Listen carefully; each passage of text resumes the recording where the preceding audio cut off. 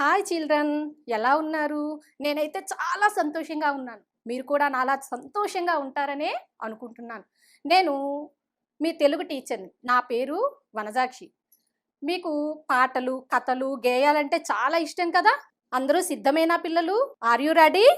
ఎలుక ఒకటి వచ్చెను, వంటింట్లో దూరెను, వంకాయను కొరికెను, పిల్లి ఒకటి చూసెను, టక్కుమని పట్టెను. ఎలా ఉంది పిల్లలు? మీకు అందరికీ నచ్చిందా? ఇలా గేయాలు, పాటలు, కథలు రాసిన వాళ్ళని కవులు అంటారు. అయితే మగవాళ్ళతో పాటు స్త్రీలు కూడా రాస్తున్నారు. వారిని కవయిత్రులు అంటారు. ఇప్పుడు మనం 5వ తరగతి తెలుగు తోట పాఠ్యాంశంలోని తరిగొండ వెంగమాంబ అనే కవయిత్రి గురించి నేర్చుకుందామా? అందరూ సిద్ధమేనా? చిన్నారులు, మీరందరూ సిద్ధమే కదా?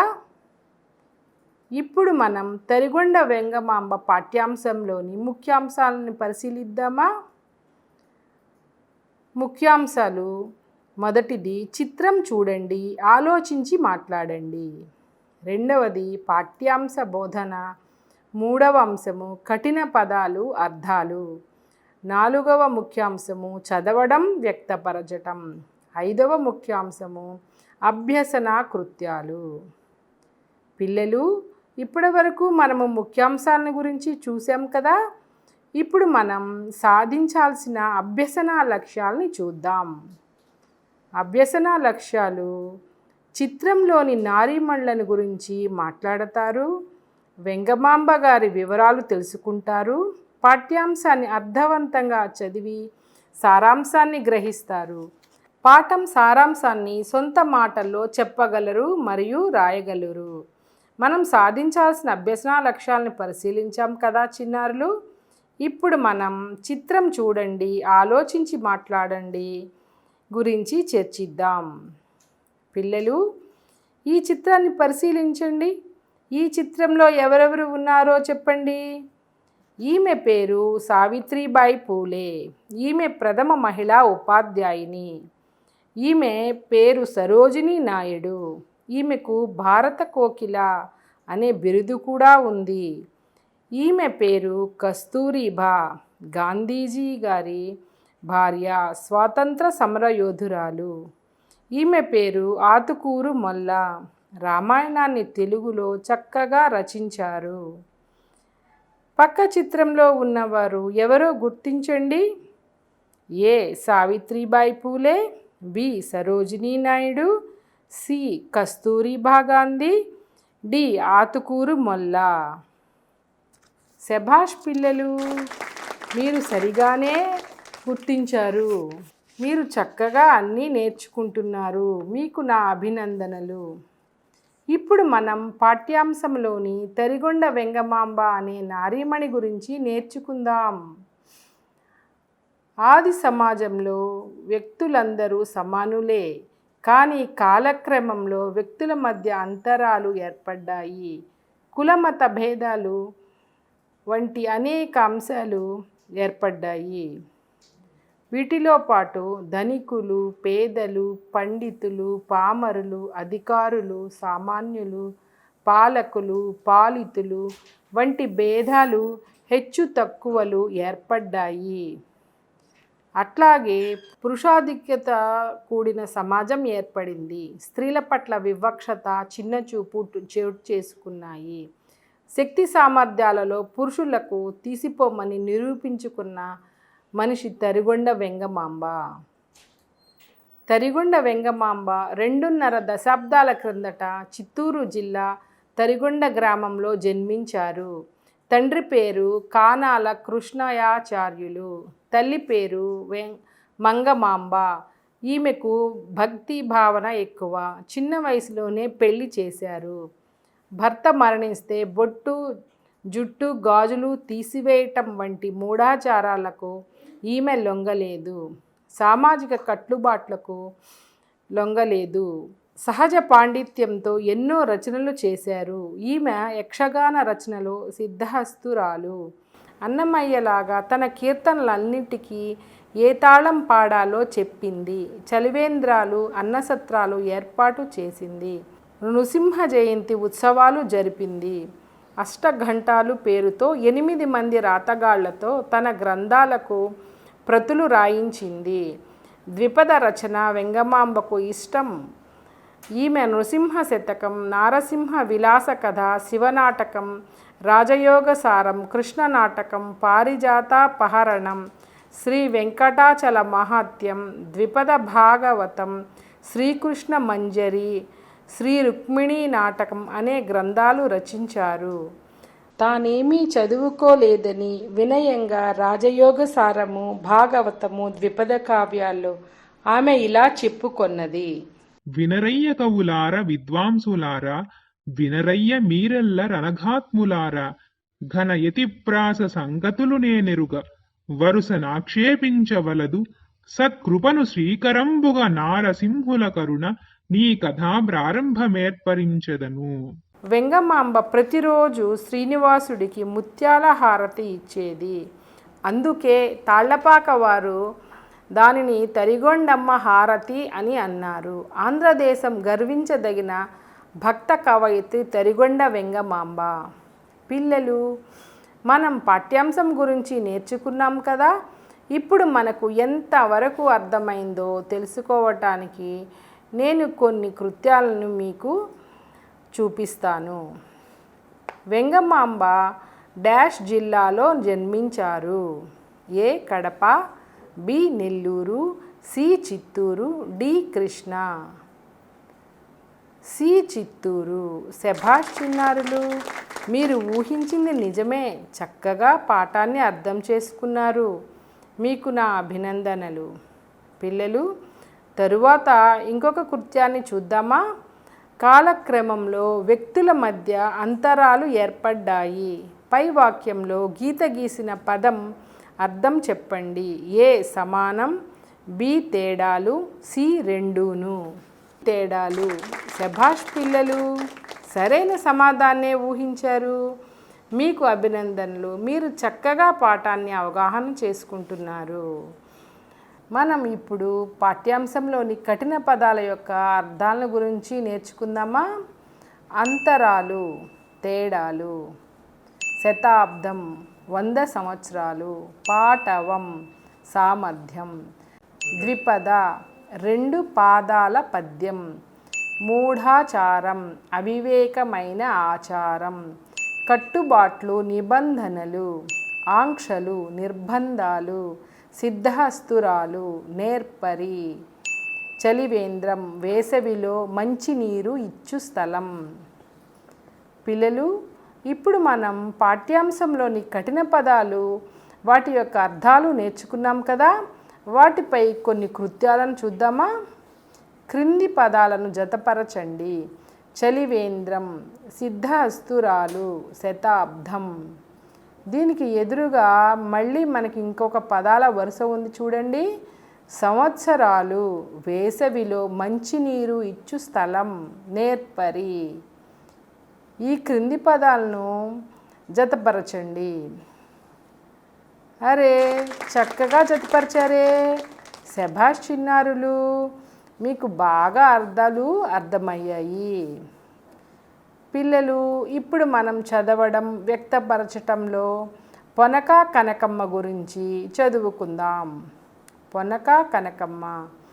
పొనక కనకమ్మ నెల్లూరు జిల్లా మినగల్లు గ్రామంలో 10/6/1892న జన్మించారు. తండ్రి మరువూరి కొండారెడ్డి, తల్లి కామమ్మ. చిన్నతనంలోనే బాల్య వివాహం జరిగింది. స్వయం కృషితో ఆంగ్ల సంస్కృతాలను నేర్చి పాండిత్యాన్ని సాధించిన విదూషీమణి. సమాజ ఉద్ధరణ ఆమె జీవన ధ్యేయం. అందుకోసమే పొట్లపూడి గ్రామంలో సుజన రంజని సమాజం అనే సేవా సంస్థను స్థాపించి అర్హులకు సేవలు అందజేశారు. పుస్తకాలలో విశ్వదర్శనం చేయటానికి నెల్లూరు రామానాయుడు ప్రోత్సాహంతో కొత్తూరు గ్రామంలో వివేకానంద గ్రంథాలయం ఏర్పాటు చేశారు. మహాత్మా గాంధీ గారి శిష్యురాలై జాతీయ ఉద్యమంలో సేవలు అందించారు. పిల్లలు, పొనక కనకమ్మ గారి గురించి విశేషాలు నేర్చుకుందామా. మనం ఎంతవరకు నేర్చుకున్నామో అవగాహన కోసం ఒక కృత్యాన్ని చూద్దాం. పొనకా కనకమ్మ స్థాపించిన గ్రంథాలయం పేరు ఏమిటి? రాఘవయ్య, వివేకానంద, సీతారామరాజు. వివేకానంద. సరి అయిన సమాధానమే గ్రహించారు పిల్లలు. చక్కగా మీరు పాఠాన్ని అనుసరిస్తున్నారు. శభాష్ పిల్లలు. కనకమ్మ డాష్కి శిష్యురాలు అయ్యారు. ఏ నెహ్రూ గారు, బి తిలక్, సి గాంధీజీ. గాంధీజీ గారు శిష్యురాలయ్యారు.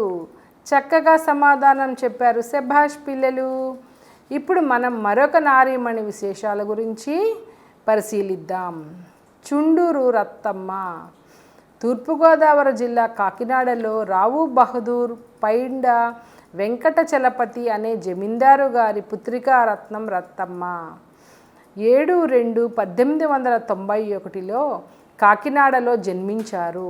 చిన్నతనం నుండి దేశం పరాయి పాలన నుండి విముక్తి కావాలని కలలు కనేవారు. ప్రముఖ గాంధీ సంఘ సేవకురాలు.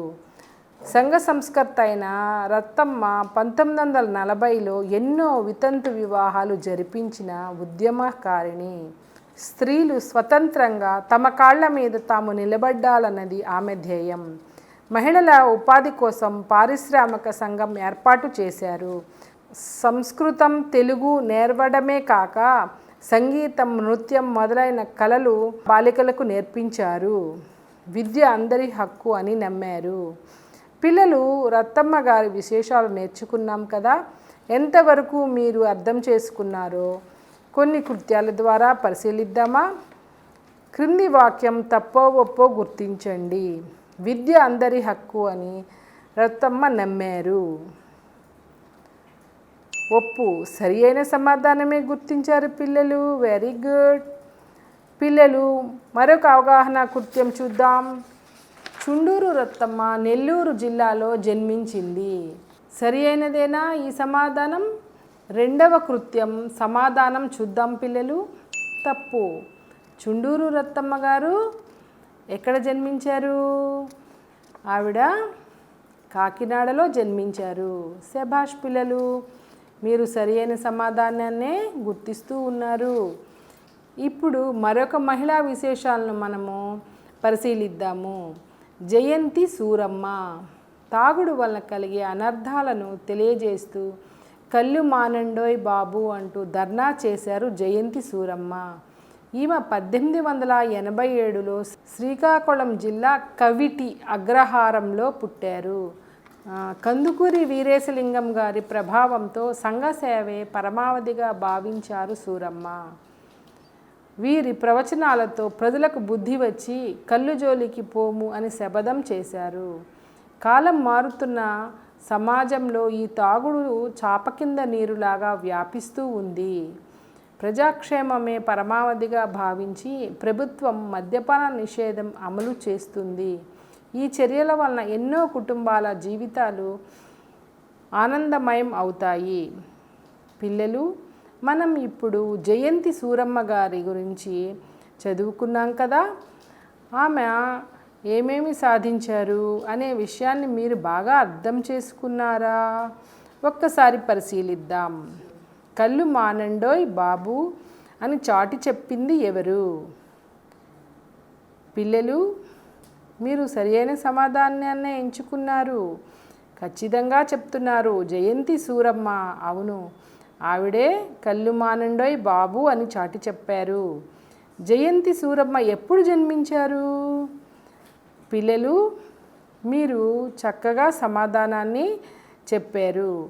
ఆవిడ శ్రీకాకుళంలో 1887లో జన్మించారు. క్రింది కృత్యాలకు సమాధానాలు చెప్పండి. ముఖ చిత్రంలో ఉన్న మహిళలు ఎవరెవరు? ఈ పాఠ్యాంశము ఎవరి గురించి చెప్పబడుతుంది? వెంగమాంబ తల్లిదండ్రులు ఎవరు? కాలక్రమంలో ఎవరి మధ్య అంతరాలు ఏర్పడ్డాయి? చలివేంద్రాలు, అన్నసత్రాలు ఎవరు ఏర్పాటు చేశారు? కట్టుబాట్లు అనే పదానికి అర్థం చెప్పండి. వెంగమాంబ ఏ రచనలలో సిద్ధహస్తురాలు? వెంగమాంబ రచించిన రచనల పేర్లు ఏవి? ఇప్పుడు మనం పాఠ్యాంశం యొక్క అభ్యసన కృత్యాలు సాధన చేశాం కదా పిల్లలు. మనం ఈ పాఠ్యాంశం ద్వారా సాధించిన అభ్యాసన లక్ష్యాలను చూద్దాం రండి. చిత్రంలోని నారీమణుల గురించి మాట్లాడగలం. వెంగమాంబ గారి వివరాలు అవగాహన చేసుకున్నాము.